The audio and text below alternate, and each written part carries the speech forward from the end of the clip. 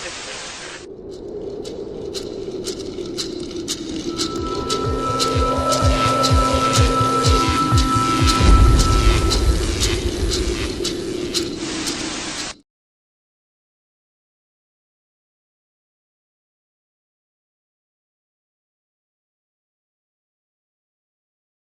next reader is Allison Ramirez, a very talented member of the Tohono O'odham Nation. And she lives in Phoenix, where she's a student at the University of Arizona in sociology. And she's about to get her degree and then on to graduate school. Although she loves literature in general, she turns to writing poetry to make sense of the social phenomena she encounters in her life and in the space that she shares with others, with all of us, in fact.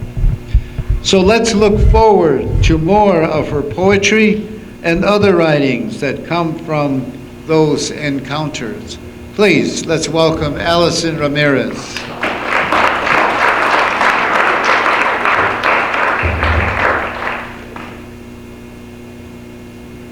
Hello. Before I start, I would like to thank Ruben for organizing the event and Simon for inviting me to read here.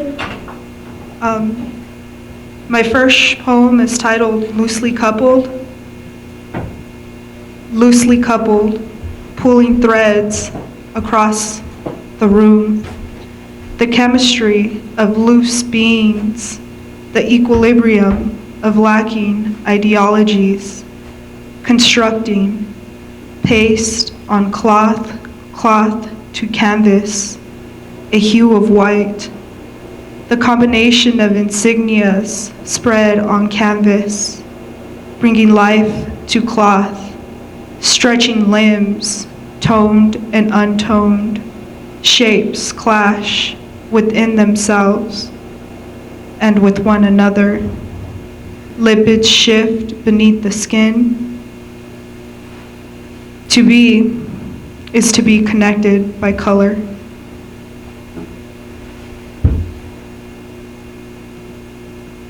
Capture.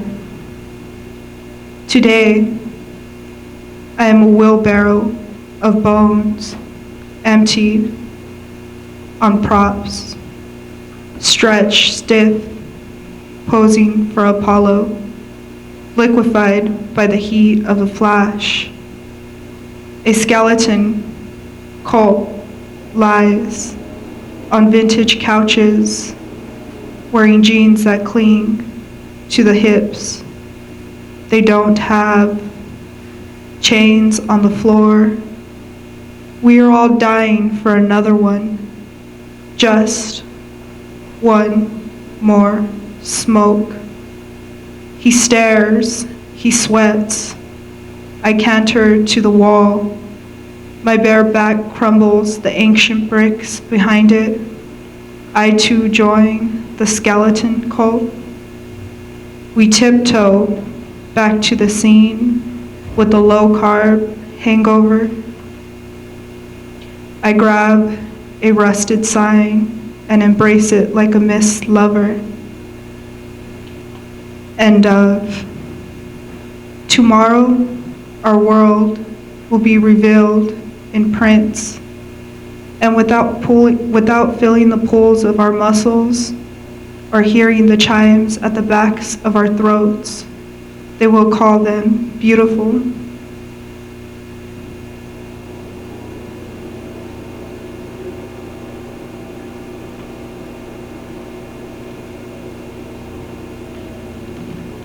Okay.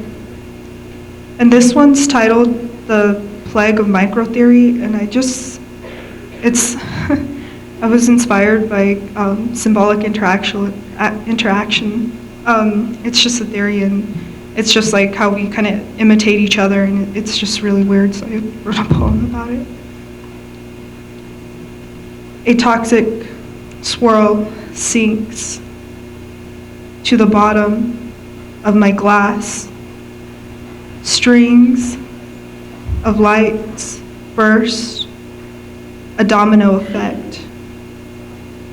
New moon, no moon, a patio of bad music and poorly dressed peasants, talk, nuisance, bleached hair follicles clench to half-pint brains.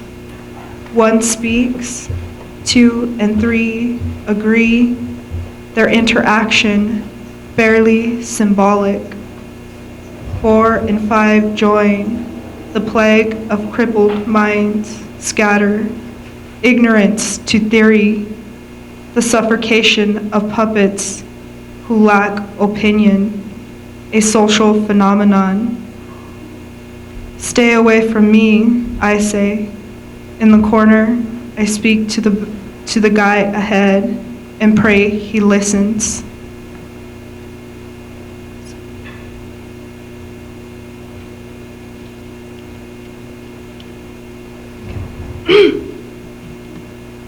And this one's titled Diablo only because I've been working on it for so long and I've wanted to publish it, but it's just not ready. And yeah, so it's kind of titleless, but okay. A sky that glistens and burns causes me to tremor when faced with the needle-like leaves crashing at my calves. There is a rumor that this parched oasis is home to Diablo himself.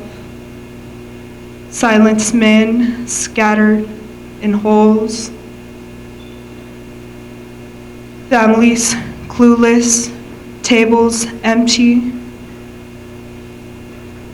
As the Sonoran sky vanishes behind the clouds, I hear them singing their secrets, the remains of their loyalty and misdeeds.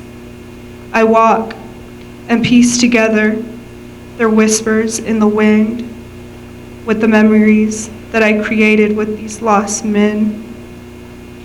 As the barely visible pastel sun drops behind the mountains, I am assured they are now at peace.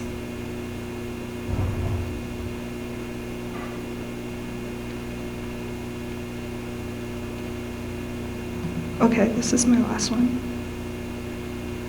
Twitched. Only the right, left, eye, closure. My father weeps and laughs simultaneously. His mind, disjointed, drips with uric acid. Illusions of frozen beings in the basement.